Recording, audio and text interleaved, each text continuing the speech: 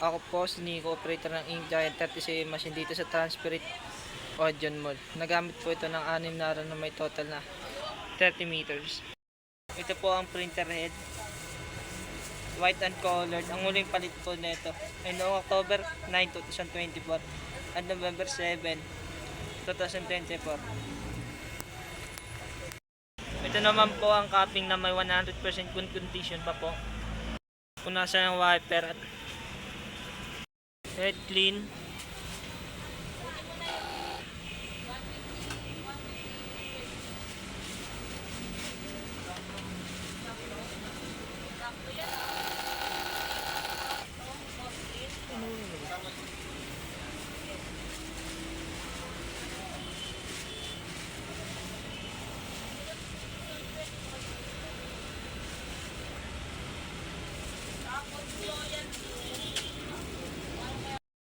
Nozzle test.